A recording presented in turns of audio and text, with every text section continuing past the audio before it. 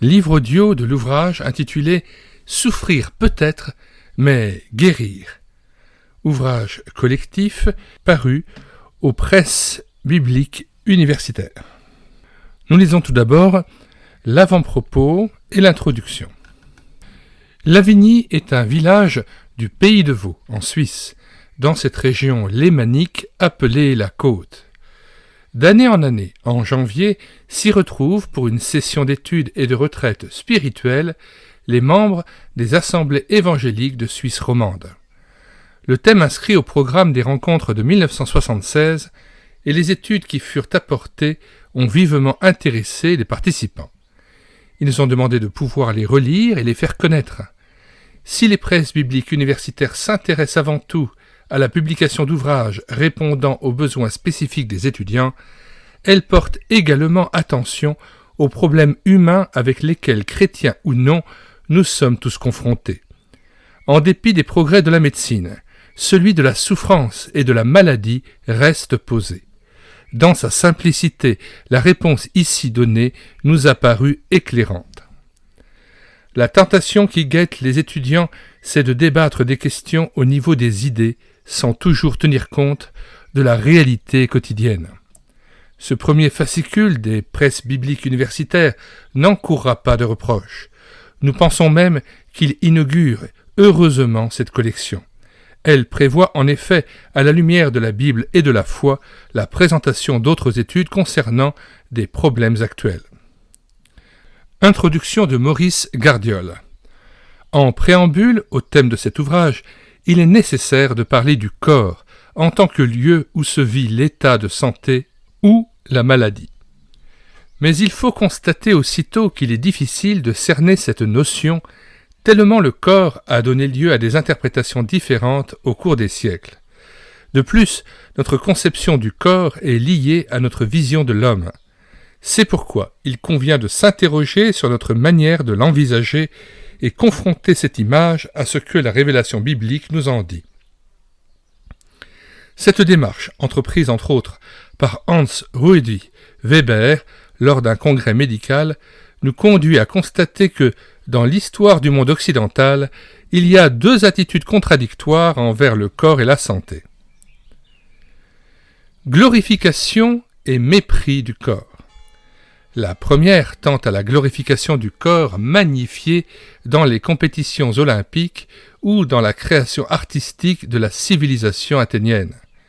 La santé était alors considérée comme le bien suprême et la maladie comme un sort profondément tragique. C'est une conception de vie que nous retrouvons aujourd'hui non seulement dans les compétitions sportives et les concours de beauté, mais aussi dans l'éthique du travail du monde occidental, dans son désarroi face à la souffrance, dans sa jouissance presque religieuse du plaisir du corps et sa façon de concevoir la santé comme bien suprême auquel on est prêt à tout sacrifier. Dans l'Antiquité gréco-romaine déjà, on a ressenti profondément la superficialité et la tragédie d'une vie qui glorifie le corps sans jouissance et sans performance. Une deuxième tendance s'est alors développée. L'âme y est considérée comme immortelle et divine. Cette conception de vie a amené à un mépris du corps qui est ressenti comme la prison de l'âme. Il faut avouer que la pensée de Plotin, son mépris du corps et son enseignement sur l'âme immortelle auront profondément influencé la spiritualité chrétienne. Même aujourd'hui, on rencontre des chrétiens qui ont l'air de personnes hostiles à leur corps et gênées de leur sexualité. Or, cette vision néo-platonicienne de l'homme ne correspond pas aux affirmations bibliques sur l'homme. Certes, l'apôtre Paul et l'évangéliste Jean, tout particulièrement, se sont adaptés d'une manière hardie à la terminologie dualiste du monde hellénistique. Ils devaient interpréter l'Évangile pour leurs lecteurs dans un langage que ceux-ci pouvaient comprendre. C'est pour cette raison que plus tard, certains passages du 4e Évangile et de la correspondance missionnaire de Paul ont été mal compris, surtout les versets où Paul parle de la « chair » entre guillemets qui s'oppose à l'esprit entre guillemets. Quand on lit ces passages à travers les lunettes de la philosophie de Plotin, on pourrait croire que la pensée dualiste et le mépris du corps sont conformes à l'Écriture. Mais si l'on veut vraiment comprendre la vision biblique fondamentale de l'homme, il faut pour un moment cesser de parler le grec néoplatonicien qui exprime une pensée dualiste ou le français cartésien qui veut toujours diviser, distinguer, analyser. Il faut parler la langue biblique, par excellence l'hébreu.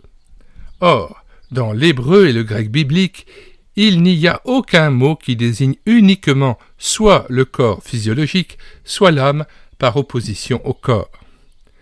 L'Ancien Testament utilise près de 80 mots pour les différentes parties du corps humain, mais ces termes ne sont pas employés d'une manière analytique et anatomique.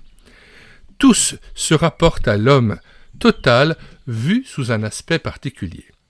Cette terminologie biblique est comme un spectacle son et lumière, entre guillemets, où l'être humain entier est illuminé de différents côtés.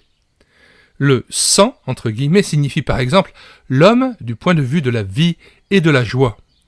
La corpulence, entre guillemets, envisage l'homme sous l'angle de l'abondance, de la bénédiction de Dieu. La tête signifie l'homme sous l'aspect de la domination de celui qui est le chef. La nuque, entre guillemets, désigne l'homme dans sa raideur, qui résiste à Dieu, etc. Les deux termes, qu'on traduit généralement par corps et âme, désignent également chacun l'homme total. Le mot hébreu bazar, en grec soit soma, soit sarx, ne signifie pas corps, mais plutôt corps animé. Donc, l'homme total, vu sous l'aspect de sa corporalité. Le mot nefesh, en grec psyché, n'est pas simplement l'âme, mais l'âme incarnée, l'homme total envisagé sous l'angle de sa vie. Nous ne possédons pas séparément un corps et une âme. Nous sommes un corps animé ou, ce qui désigne la même réalité avec une autre nuance, une âme incarnée. De plus, d'après la vision biblique, les êtres humains ne sont jamais considérés comme des individus isolés, mais toujours comme des personnes faisant partie d'une famille, d'une tribu, d'un peuple, de l'humanité entière. L'homme est un tout. Il n'y a donc ni âme immortelle, ni individu isolé. Ce corps animé, ou cette âme incarnée, avec toutes ses facultés physiologiques, émotionnelles et intellectuelles, fait partie de la création bonne de Dieu. C'est pourquoi il n'y a ici rien à mépriser ni à glorifier, mais il faut soigner ce corps animé pour qu'il puisse accomplir sa fonction médiatrice. En effet, sans l'incarnation et l'animation, aucune des trois relations essentielles caractérisant la vie et la vocation humaine ne serait possible. Ni la relation sociale avec les autres êtres humains, ni la relation écologique avec notre milieu de vie, ni la relation transcendante avec la réalité qui dépasse toute réalité terrestre, cette réalité ultime qui donne un sens à notre vie et que les chrétiens confessent être le Dieu d'Abraham, d'Isaac et de Jacob, le Dieu devenu homme en Jésus-Christ. C'est en fonction de cette triple vocation que nous avons été incarnés et animés. Donc, M. Gardiol, si nous voulons résumer son propos, définit la triple vocation de l'homme. 1. Par la relation sociale avec les autres êtres humains. 2. La relation écologique avec notre milieu de vie. Et 3. Notre relation avec le Dieu de Jésus-Christ, avec Jésus-Christ et Dieu le Père. Retour au texte. Nous comprendrons alors pourquoi dans la Bible, la santé fait partie de la bénédiction divine, du salut même, et pourquoi les maladies sont ressenties comme une grave menace. Elles risquent de détruire la fonction médiatrice du corps animé. Elles transforment le bazar ou le nefesh en un obstacle, une obsession. Alors, nous rappelons, en hébreu bazar veut dire ce que le grec signifie exoma, c'est-à-dire le corps, ou plutôt, dans le sens hébreu de bazar, le corps animé, et le mot nefesh, qui est désigné en grec par psyché, n'est pas simplement l'âme, mais l'âme incarnée. Donc, les maladies risquent de détruire la fonction médiatrice du corps animé. Elles transforment le bazar, le corps animé, et le nefesh, l'âme incarnée en un obstacle, une obsession. Toute personne qui a simplement souffert d'un mal de dents aigu sait que non seulement notre vie, mais aussi celle de nos prochains, toutes les réalités terrestres et même la réalité ultime commencent à tourner autour de cette petite dent malade. Dans la Bible, la souffrance ne porte aucune auréole, il n'y a rien de romanesque autour de la mort. Au contraire, nous y voyons une lutte continue pour la santé. Il faut lire et relire les psaumes, tels le psaume 22, où des malades crient dans le combat de la prière pour la guérison, pour une nouvelle occasion d'être pleinement humain et de pouvoir louer Dieu. Il faut lire et relire les récits de guérison, surtout dans l'évangile de Marc, où Jésus se met en colère face à la destruction et à l'aliénation créée par les maladies. C'est pour cette raison qu'il chasse les démons et rétablit la fonction médiatrice du corps animé. Nous ouvrons là une parenthèse.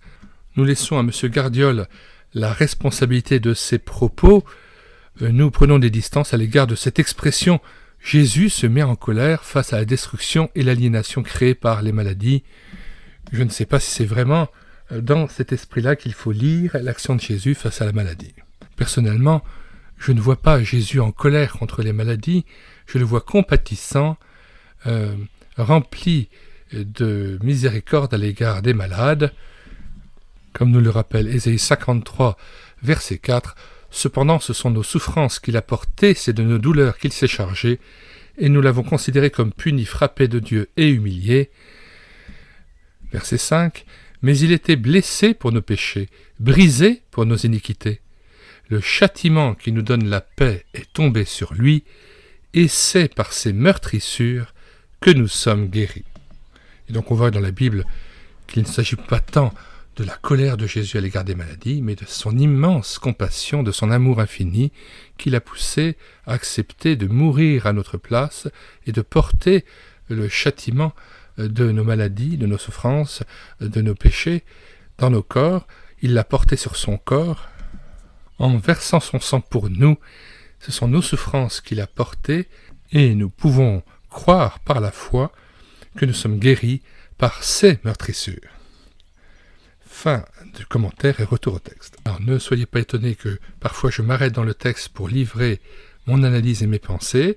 Étant donné que je lis un audiobook, je suis responsable devant Dieu de ce que je dis et de ce que je lis. Et si je ne suis pas d'accord avec un aspect théologique ou une pensée qui est exprimée, c'est normal aussi que je puisse donner la contradiction ou de corriger quelque chose, de peur que moi-même je sois emporté dans la responsabilité d'un propos qui ne me semble pas juste. Retour au texte. La source la plus profonde de cette lutte pour la santé n'est pas simplement la pitié pour les pauvres malades entre guillemets, c'est plutôt le souci de la vocation humaine menacée par les maladies. Si le corps animé qu'est l'homme a une fonction médiatrice, il ne suffit pas d'avoir la santé. Elle n'est pas un but en elle-même. Elle doit servir une cause, une vocation. C'est pour cette raison qu'en parlant du corps animé ou de l'âme incarnée, les auteurs bibliques nous parlent toujours également de l'Esprit de Dieu. Selon la vision biblique de l'homme, sans ce souffle de Dieu, les êtres humains errent sur la terre. Ils sont la proie de toutes sortes de forces et d'idéologies contradictoires. Ils tournent en rond et se détruisent. Cette vérité ne pourra pas être négligée dans notre réflexion sur la médecine de demain. Guérir n'est pas simplement réparer ce qui fonctionne mal dans notre corps animé ou dans notre âme incarnée. Guérir n'est pas une simple réadaptation de la personne à la vie d'une société. Il faut toujours se demander également si cette personne et cette société servent une cause valable qui les fait croître. Nous lisons la petite note. Hans Ruedi Weber, Quelle médecine demain pour quel homme? Page 9 à 20. Autre remarque que je voulais ajouter à l'égard du fait qu'il me semble tout à fait exclu de dire dans ces termes-là que Jésus se met en colère contre les maladies. Jésus manifeste plutôt son autorité de créateur, son autorité divine, et sa puissance de guérison à l'égard des maladies. Et je ne peux pas ne pas penser à ce passage de Philippiens 3, versets 20 et 21. « Mais notre cité à nous est dans les cieux, d'où nous attendons aussi comme sauveur le Seigneur Jésus-Christ, qui transformera le corps de notre humiliation en le rendant semblable au corps de sa gloire, par le pouvoir qu'il a de s'assujettir toutes choses. » Et personnellement, lorsque je vois Christ guérir des malades, lorsque nous aussi nous aspirons à la guérison, eh bien nous pouvons glorifier Dieu et Jésus-Christ de ce qu'il est capable de transformer notre corps d'humiliation en le rendant semblable au corps de sa gloire, par le pouvoir qu'il a de s'assujettir toutes choses, de soumettre toutes choses, y compris notre corps, dès maintenant pendant les jours de notre séjour sur terre, ou alors lorsqu'il reviendra et qu'il nous ressuscitera et nous transformera à son image. Proclamer la victoire de Christ sur la maladie, c'est proclamer sa victoire et sa souveraineté sur la mort. Il est le prince de la vie, et cela redonne aussi tout un éclairage sur 1 Corinthiens 15, et notamment les versets 50 à 57 que nous lisons. « Ce que je dis, frères, c'est que la chair et le sang ne peuvent hériter le royaume de Dieu, et que la corruption n'hérite pas l'incorruptibilité. Voici, je vous dis un mystère, nous ne mourrons pas tous, mais tous nous serons changés en un instant, en un clin d'œil, à la dernière trompette. La trompette sonnera, et les morts ressusciteront incorruptibles, et nous serons changés. Car il faut que ce corps corruptible revête l'incorruptibilité, et que ce corps mortel revête l'immortalité.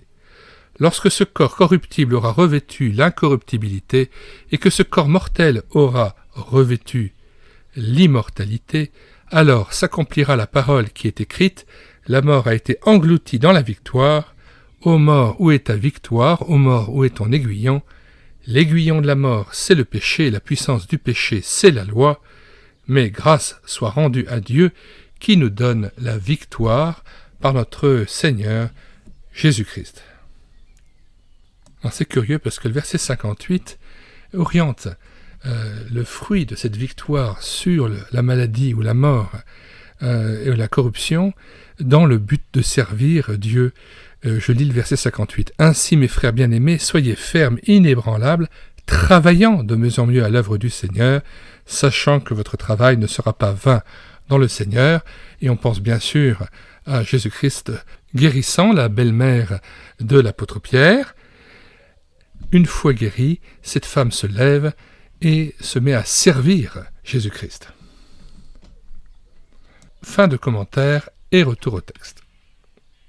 L'être entier, esprit, âme et corps.